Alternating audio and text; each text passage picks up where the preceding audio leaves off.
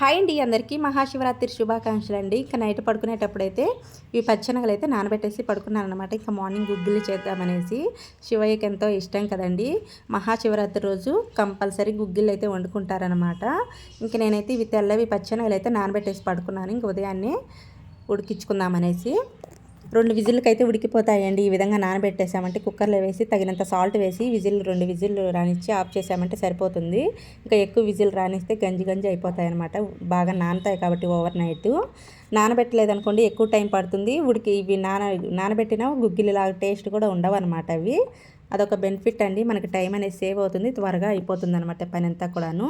ఇంక ఇవాళ అర్లీగానే లేచాను. పని అంతా కూడా ఫాస్ట్గా కంప్లీట్ అయిపోయిందండి. పిల్లలైతే ఇంకా లేవలేదనమాట. పని అంతా కంప్లీట్ అయిన తర్వాత వాళ్ళనైతే లేపేసి స్నానాలు అవి చేయించి టెంపుల్కి అయితే వెళ్దాం అనుకుంటున్నాము ఇవాళ శివాలయానికి.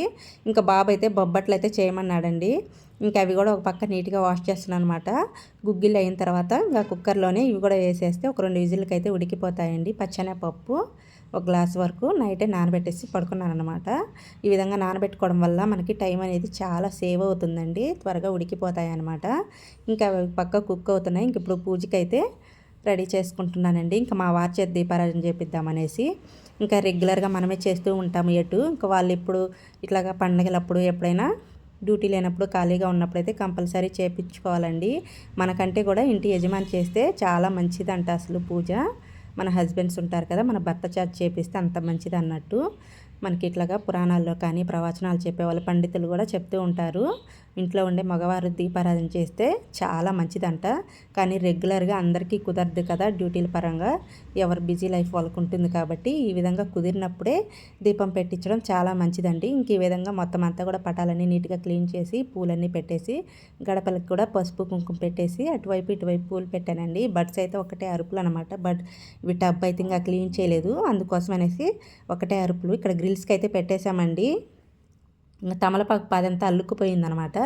బాగా గ్రీనరీగా ఆకులు పడుచుకొని తింటూ హ్యాపీగా అరుస్తూ ఉంటాయండి. అవి మనీ ప్లాంట్, తమలపాకు ప్లాంట్ 2 అల్లుకుపోయి ఉన్నాయి.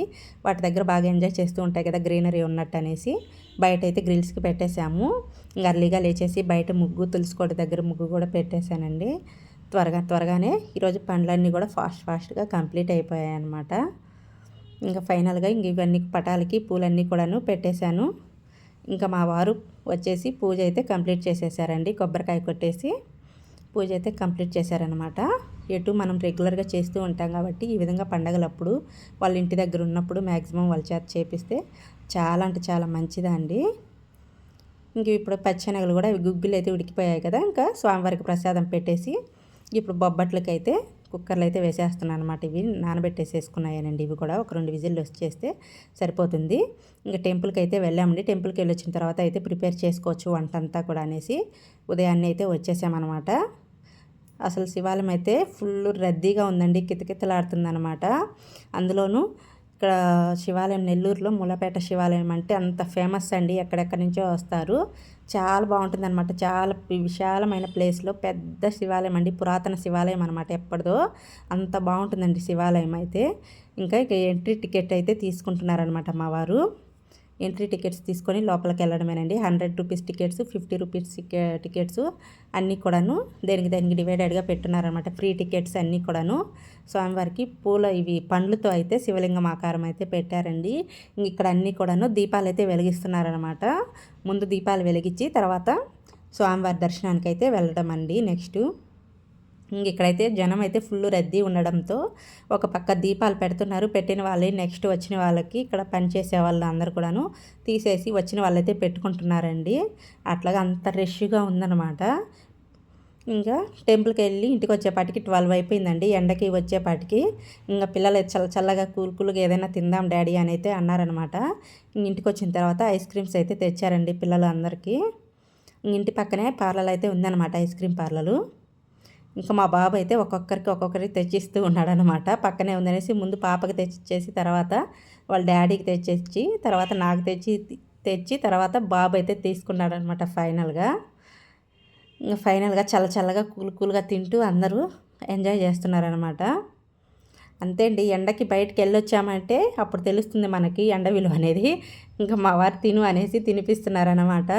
అసలు ఏమైనా ఈ సమ్మర్లో కూల్గా తింటే అంత బాగా అనిపిస్తుందండి క్లైమాక్ట్. అప్పుడే ఎండలు ఫిబ్రవరి మంత్లోనే ఈ రకంగా కాస్తున్నాయండి ఎండలు అయితే. ఎక్కువగా టెంపరేచర్ అయితే ఎక్కువగానే కాస్తున్నాయి అన్నమాట మాకైతే ఎండలు. ఇంకా పాప అయితే ఇంక అదంతా కారిపోతుంది ఐస్ క్రీమ్ అనేసి గ్లాస్ అయితే తెచ్చుకునింది. ఇంకా మార్నింగ్ టిఫిన్ చేసినవి అన్నీ కూడా ప్లేట్స్ అన్నీ అట్లాగే ఉండిపోయాయి అనేసి టెంపుల్కి వెళ్ళి వచ్చేసిన తర్వాత ఐస్ క్రీమ్ తినేసి కాసేపు రెస్ట్ తీసుకొని ఇంకా మళ్ళీ అంట్లు అయితే తోమేసేస్తున్నానండి. మార్నింగ్ తోమానమాట. మార్నింగ్ తోమిన తర్వాత మళ్ళీ పిల్లలందరం కూడా టిఫిన్ చేసిన ప్లేట్లు అన్నీ ఉన్నాయి కదా, ఇంకా అవన్నీ ఒకసారి క్లీన్ చేసేసుకుందాము, పని వైనంగా ఉంటుందనేసి ఇంక ఇవన్నీ కూడాను అంట్లన్నీ తోమేసేసుకున్న తర్వాత ఇంకా వంట అయితే స్టార్ట్ చేయాలండి. ఇంకా వంట అయితే పప్పు అయితే చేయమన్నారనమాట మా వారు. టమాటా పప్పు చేసి అవి గొట్టాలు అయితే వేపమన్నారు. ఇంక అందుకోసం ఈ వంటలన్నీ కూడా క్లీన్ చేసేసుకొని ఇంక ఇప్పుడు పప్పుకైతే టమాటాలు అయితే కట్ చేస్తున్నాను. టమాటాలు ఎక్కువ వేసి పప్పు చేసామంటే చాలా అంటే చాలా ఇష్టంగా తింటారండి.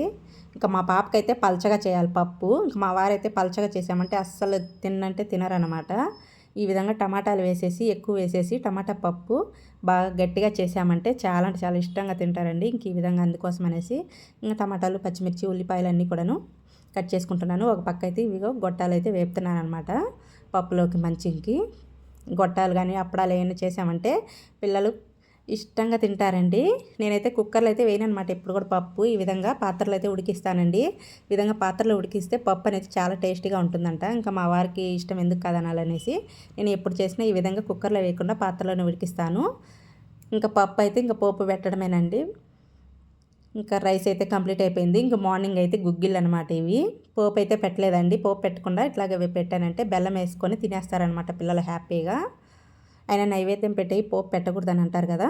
ఇంకా ఫైనల్గా వంట కంప్లీట్ అయిపోయిన తర్వాత బొబ్బట్లు కూడా ప్రిపేర్ చేస్తున్నాను. బొబ్బట్లు రెసిపీ వచ్చేసి ఫుల్ రెసిపీ వచ్చేసి మన ఛానల్లోని వీడియో అయితే పోస్ట్ చేశాను.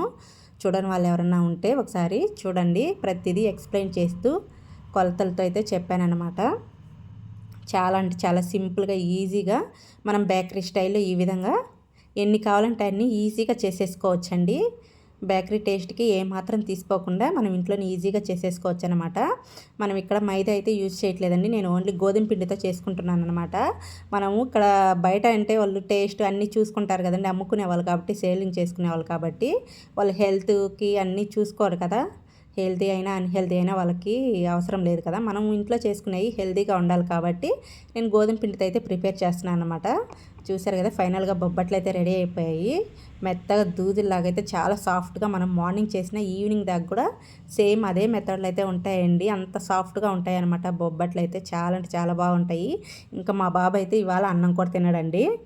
ఇంకా అటు వెళ్ళొచ్చి ఇటు వెళ్ళొచ్చి ఆడుకొని వచ్చేసి ఇంకా మాటికి అటు ఒకటి ఇటు ఒకటి తీసుకొని తింటూ ఉంటాడనమాట. పాప అయితే అంత ఇష్టంగా ఏది కూడా తిందండి. పాప తింటే ఒకటి అర, అంతకంటే ఏం ఎక్కువ తిందనమాట. మా వారు కానివ్వండి, పాప చాలా తక్కువ. ఇంకేం తిన్నా నేను మా బాబేనండి, ఇద్దరం ఖాళీ చేస్తామన్నమాట ఏదైనా. ఇంక ఫైనల్గా బొబ్బట్లు అయితే టేస్ట్ చేస్తున్నాను. అసలు టేస్ట్ అయితే చాలా బాగున్నాయండి. మనం వేసిన స్వీట్కి దానికి సూపర్గా ఉందన్నమాట. మనకి వేడి మీద కంటే చల్లారిందంటే స్వీట్ అనేది ఇంకా టేస్ట్ తెలుస్తుందండి. చాలా బాగుంటుందన్నమాట. నేను నైట్ పూట ఎప్పుడైనా చేసి మార్నింగ్ తింటానమాట. అంత ఇష్టం అండి. మనకి నెక్స్ట్ డేకి స్వీట్ అనేది అంత బాగా హైలైట్ అవుతుందన్నమాట. చూసారు కదా, ఫుల్ వీడియో వచ్చేసి రెసిపీ మన ఛానల్లో పోస్ట్ చేశాను. తప్పకుండా చూడండి. మన వీడియో నచ్చితే లైక్ చేసి, షేర్ చేసి, సబ్స్క్రైబ్ చేసుకుని ఫస్ట్ టైం మన ఛానల్ చూసిన వాళ్ళు ప్లీజ్